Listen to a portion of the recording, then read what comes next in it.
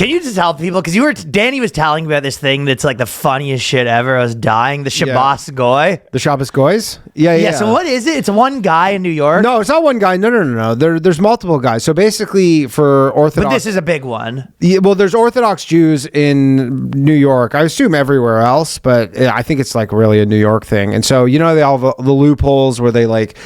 on Shabbat, you're not allowed to basically it varies how religious you are, but essentially you're not allowed to do anything. Like if you're the most religious, you're not allowed to carry your keys, money. You're not allowed to they say you're not allowed to even hold your kids because you're supposed to be resting, right? Because it's the Sabbath or whatever. And so then they have all the kid one's strange. Crazy, right? But so they have all these loopholes where they're like, you're not allowed to turn your oven on, but then you're like, well, how are we supposed to cook? And then so they'd be like, well, we turn our oven on Friday and we just leave it on for 2 days, and that way, and then you hire some goy chump. But then for your lights, for example, you're like, well, you don't want to leave your lights on all the time because that's annoying to have to go sleep with your lights on, right? So then there's a thing where you can just get someone who's not Jewish. And he's already going to hell, so whatever. Yeah, he's already going to hell, exactly. And you put him on the payroll. I think they pay them. How much do you think these guys get paid? I don't know. I remember we had our friend Amish. Our friend Amish came to Brooklyn. Well, he did it as a favor, he said. But he did it as a favor, but they still so he was walking around Crown Heights or something, and then some Orthodox, he's Indian, and some. So they assumed he's not Jewish. Good assumption. And they were like, hey, can you come in here? And he's like, what? And they're like, can you just help us out with something? He's like, sure, whatever. And he came Vibrator won't turn on. And they were like, I can't remember if they're like, can you turn our stove on or can you turn the lights off or something? And then he just did it. He had no idea what was going on. He's just like, sure. And then they're like, oh, thank you. And they handed him a bottle of water like this. They go, here you go. It was a hot day. And they handed him a bottle of water. But the cap was off. The cap had been broken. They paid him in and it was just filled up from the sink. They paid him in a bottle full with tap water. Just tap water. A used... So how much are these Shabbos guys I don't think they're making a lot or whatever. But essentially, that's the way around. So there's this famous one. Get someone, and he found out. And there's a famous one, and he found out that he's part Jewish. Basically, he found out that his great-grandfather was Jewish, so then they fired him because they're like, well, then we can't employ you. You have to not be Jewish, and I guess technically, and his whole thing is being the Shabbos Goy. Yeah, he's he does it for everyone. Well, he probably turned it into a bit of a business. He probably has a whole block of people. He's the guy just going from house to house. That should have been their first indication. It's literally the easiest job in the world. You see this guy making $200,000 a year on his Shabbos Goy business. You go, hey, could you mind if we do a DNA test on you? Well, very industrious. I think the Jews are in a weird way bummed about it because I think he was the guy. Yeah, they said in the this guy walks in the house before you know everything's off. Yeah, I think he was paid for as some sort of group payment because they said they paid him severance. When they fired him, they gave him several weeks severance. Well, several weeks. Yeah, but $1,500. It's not a real job.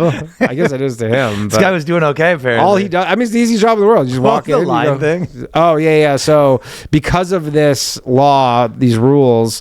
About the Sabbath or whatever, because I guess in your house you can carry your kids, but it's just when you leave your house, that's the rule. Is once you've left your house you can't carry nothing. So essentially what they did is they wanted to extend the domestic zone, I guess is what they consider it. It's your house is the domestic zone, and then there's the city zone or whatever. So then to extend the domestic zone, they run a wire. There's a fishing line that's run all around Manhattan. It goes from Houston Street up to Harlem, basically. How high is it?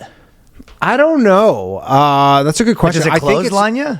No. It's probably 10 or 20 feet in the air or something. But it's a fishing line that goes literally all around Manhattan. It goes as high as the top of Central Park, down the west side. There's an area that it doesn't. And it's all. So essentially, if they live in Manhattan, they're allowed to walk outside and they can so they say it's I can push a baby stroller because otherwise otherwise my house. Otherwise why does I'm locked fishing line make it technically your house? I have no fucking idea. That's the craziest proposal. God's I told you weren't supposed to do stuff on all this stuff on stay Sunday. in your house on Saturday. Yeah, I was in my house, which is Manhattan. Did you not see the fishing line? Yeah, you see the fishing line we set up. And then it's funny because I wonder if because then apparently. Like, it's not cheap to keep up, like, for the upkeep. It's like 100 to 150 grand a year. Why? Because the fishing line breaks, because it's just a piece of fishing line, right? So then, like, a branch falls on it, it breaks, and then I guess the moment it breaks, dude, like the moment it breaks, you drop your baby. Yeah, the moment it breaks, people are like, "Fuck, we can't go outside until this gets fixed." So then they have probably like a group of like contractors who are just like on call. Your wife wants you to go shopping on Sunday, and you get you hire someone to clip the line. You grab your sniper rifle, you're like, bing. Sorry, the line's down. Line's down. I guess we're inside for the day. We're just doing nothing. Just reading the Torah all day. I mean, there's nothing you can do. Actually, that's not bad. It's not like you can't like turn on Netflix. Can't do anything. I guess you work in the shed. No, you're not allowed to work in the shed. Why can't you work in the shed? You're not allowed to do anything. You're just explicitly not allowed to work. I thought it was no electronics. Okay. No, nothing. What are you supposed to do? It's like study the Torah. That's gay. Yeah. You're supposed to just like study the Torah and just sit around and just chill. So it's more the wife that's fucking clipping the fishing line because you've figured out the loophole to go with the boys. Yeah, exactly. You're like, you go hang out at the synagogue and probably like talk shit about the. Yeah, you're like, well, I'm cooking around because I don't know if you saw, there's a fishing line up. So I'm in my house right now. Yeah, so they put the fishing line up. It's insane. That's hilarious. Yeah, but I guess it costs. I am curious though, and I think our friend Joe, the lawyer, who might be watching, will DM me and tell me because he knows all about this. But I wonder what happens when the fishing line goes down. Like, is there? Because there's no even way of everybody being contacted to say the fishing line's down because nobody has their phones. Yeah, how would you even know the fishing line's down? It's a big city, so it's like... So they're probably all breaking the law right and left. Probably, yeah. Probably they're like, if the fishing line goes down Saturday afternoon, it doesn't matter. Like, for all intents and purposes, it's up. It's one of those... The amount of loopholes, you're just like, we're not really doing the thing. Why don't we just rewrite the Bible? How about that for a loophole? It's like, we rewrote a new Bible, and it's like... Yeah. You know what I mean at that point? At that point, yeah.